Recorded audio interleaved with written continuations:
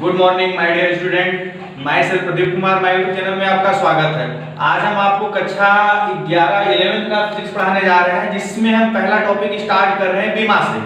तो आइए देखते हैं बीमा। अब बीमा को जानने से पहले हम भौतिक राशि को समझ लेंगे, क्योंकि उन सबका योगदान इसमें होगा। तो भौतिक राशि किसे कहते हैं? वे राशियां जिनकी सहायता से भौतिक नियमों और सिद्धांतों का उत्पादन होता है, उस राशि को क्या कहते हैं? भौतिक राशि। अब भौतिक राशि को बात किया जाए तो जो हमारी भौतिक राशि है, इसको दो भाग में बांट दिया गया था, एक मूल राशि और एक व्युत्पन्न राशि।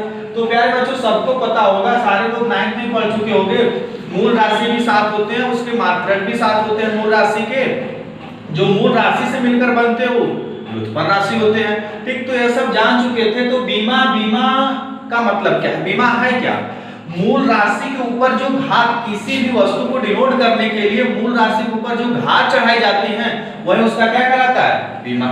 ठीक है, ध्यान सुनिएगा, मूल राशि के ऊपर चढ़ाई गई घात ही उस राशि का क्या होता है? बीमा। ठीक, तो बीमा को हम किस कोष्ठक में लिखते हैं?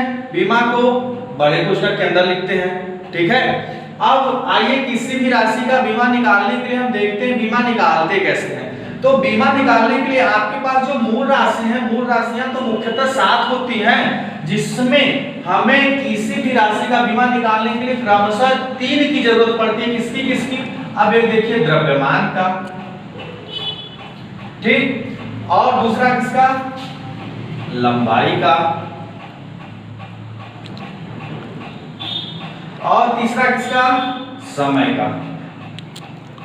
ठीक, तो जो द्रव्यमान है, हम द्रव्यमान को कैसे डिनोट करते हैं? कैपिटल M से। लंबाई किससे डिनोट करते हैं? L से। समय किससे डिनोट करते हैं? T से। ठीक है, अब देखिए, अगर समय का बात किया जाए तो समय का यहाँ पे बीमा, इसका घात कुछ नहीं है तो 1 माना जाता है, इसका भी घात 1 माना जाता है। तो यही हमारा क्या होगा? किसी भी राशि का बीमा। अब मूल राशि आपको भौतिक राशि के बारे में बता दी। भौतिक राशि क्या है? जो भौतिक नियमों सिद्धांतों से उत्पन्न होता है, उस राशि को भौतिक राशि कहते हैं। उसको दो भाग में बांट दिया गया था, मूल राशि और व्युत्पन्न राशि। तो मूल राशि यही हमारा है, मूल राशि 7 होता है, सबको पता है, लंबाई, द्रव्यमान, समय, ताप, पदार्थ की मात्रा, ज्योति तीव्रता।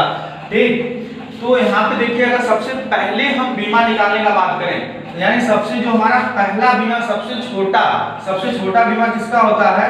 क्षेत्रफल का। अगर हम क्षेत्रफल, अब देखिए प्यारे बच्चों, किसी भी राशि का बीमा निकालने के लिए हमें उसका सबसे बेसिक फार्मूला आना चाहिए। अगर हम क्षेत्रफल का बात करें तो क्षेत्रफल का फार्मूला क्या होगा? लंबाई गुणे चौड़ाई। अब है नॉर्मली हम किसमें लेते हैं? आयत का क्षेत्रफल पड़े या वर्ग का, जो भी वर्ग में दोनों बराबर जाते हैं, दोनों बराबर हो तो भुजा का स्क्वायर होता है। अब हम नॉर्मल सा क्षेत्रफल का बात करेंगे, लंबाई गुणे चौड़ाई। तो लंबाई का बात किया जाए तो लंबाई का बीमा क्या होगा? n।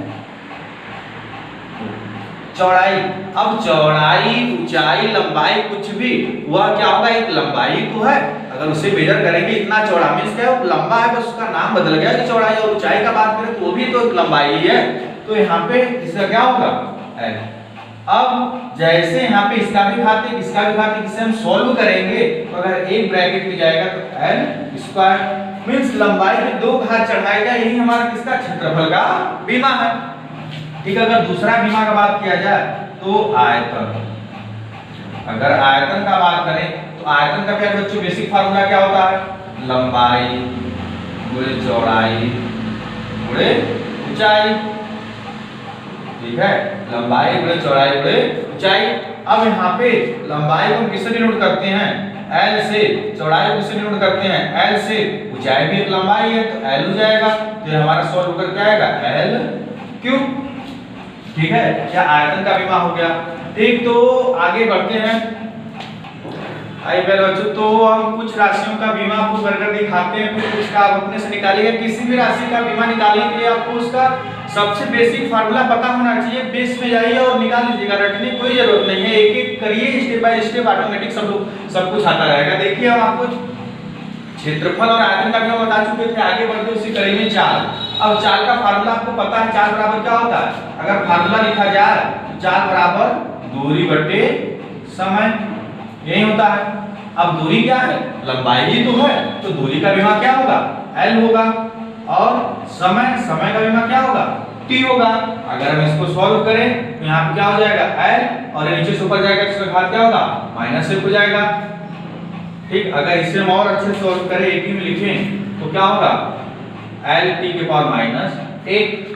ठीक इसी प्रकार अगर वेग का बात किया जाए, वेग बराबर क्या होता है प्यारे बच्चों, विस्थापन बट्टे समय अंतराल, जो भी कह लीजिए। अब विस्थापन क्या है, विस्थापन एक लंबाई ही तो है। विस्थापन कहते हैं किसे, प्रारंभिक और अंतिम स्थिति के बीच की न्यूनतम दूरी, यानी प्रारंभ में वो कहां पे और अंत में कहां पे, उसके बीच की जो न्यूनतम दूरी है। तो आखिरकार वो भी तो एक दूरी ही हुआ। तो विस्थापन हम क्या कह सकते हैं, दूरी, तो इसका बीमा क्या होगा l, और समय का बीमा क्या होगा t। तो इसे भी हम सॉल्व करेंगे तो वही आएगा lt के पावर -1। मींस चाल और वेग का बीमा मात्रक समान होता है प्यारे बच्चों। ठीक, तो अगला क्या होगा, त्वरण। अब त्वरण का बात करिए, त्वरण क्या होता है, F बराबर L में, मींस द्रव्यमान बल। पहले बल को देख लीजिए। ठीक, तो बल को देखिए, तो बल क्या होगा, F बराबर परिवर्तन बटे समय अंतराल। तो यहाँ पे क्या होगा, वेग परिवर्तन बटे समय अंतराल। अब देखिए वेग, यानी वेग का बीमा चाहिए, आप वेग का बीमा निकाल चुके हैं। वेग का बीमा क्या है, lt के पावर -1, और समय का क्या होगा t। तो इसे आप सॉल्व करेंगे, lt के पावर -1 और यहाँ पे t के पावर -1। जब इसे आप सॉल्व करेंगे lt के पावर -2। ठीक, अब बल का देखिए, तो बल बराबर क्या होता है, द्रव्यमान गुणित त्वरण। ठीक, तो द्रव्यमान को किससे नोट करते हैं बच्चों, m से। तो क्या हो जाएगा, द्रव्यमान का बीमा m, और त्वरण का अभी आप निकाल चुके हो lt की पावर -2। अगर इसे आप लिखोगे तो क्या हो जाएगा m lt के पावर -2। ठीक है, अब यहाँ पे दाब, अब देखिए दाब बराबर क्या होता है, बल बटे क्षेत्रफल। ठीक, तो बल का बीमा अभी आप निकाले हैं, m l t के पावर -2 बटे क्षेत्रफल का बीमा इसके पहले निकाल चुके थे, क्या था l²। आप इसे सोल्व करेंगे तो ऊपर क्या हो जाएगा, m l t के पावर -2 और यह l के पावर -2। अब यहाँ पे कैंसिल आउट हो जाएगा। अगर इसे आप लिखेंगे तो m l के पावर -1 t के पावर -2, ये हमारा दाब का बीमा। तो प्यारे बच्चों, इसी तरह से आप किसी भी राशि का बीमा निकाल सकते हैं। आप बीमा निकाल लेंगे तो उसका मात्रक काफी इजी हो जाता है, क्योंकि बीमा पे ही मात्रक डिपेंड करता है। अगर इसके मात्रक का बात करिए तो यहीं से देखिए, इससे आप क्या कर सकते हैं, l t के पावर 3 है।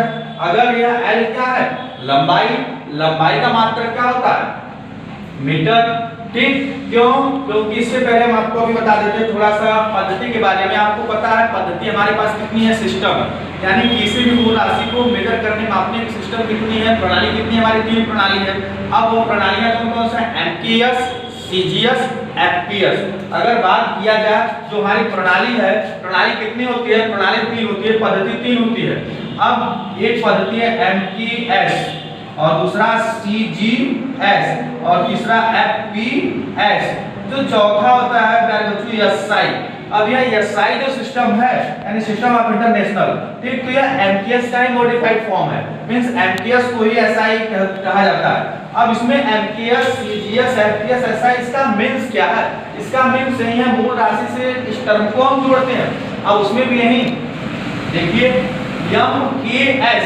अब इसमें किसका बात किया जाएगा, मुख्यतः लंबाई का और द्रव्यमान का, समय का। अब यही तीनों के लिए हम बीमा के बारे में आपसे बोले थे, बीमा निकालने के लिए भी यही 3 राशि, लंबाई, द्रव्यमान, समय। अब यहाँ पे जो MKS पद्धति होता है, इस पद्धति के हिसाब से लंबाई हमारा किसमें होना चाहिए, M मींस मीटर से छुपा हुआ है, M मींस मीटर से, K means kilogram, S means second. तो जो लंबाई का बात है, हमारा लंबाई किसमें होना चाहिए, लंबाई हमारा मीटर में होना चाहिए। और द्रव्यमान का अगर हम बात करें, द्रव्यमान हमारा किसमें होना चाहिए, किग्रा में, किलोग्राम में। और समय किसमें होना चाहिए, सेकंड में। ठीक है, तो आप क्या कहेंगे, ऐसी पद्धति जिसके द्वारा लंबाई को मीटर में, द्रव्यमान को किलोग्राम में, समय को सेकंड में मापा जाता है, इस पद्धति को क्या कहते हैं, MKS।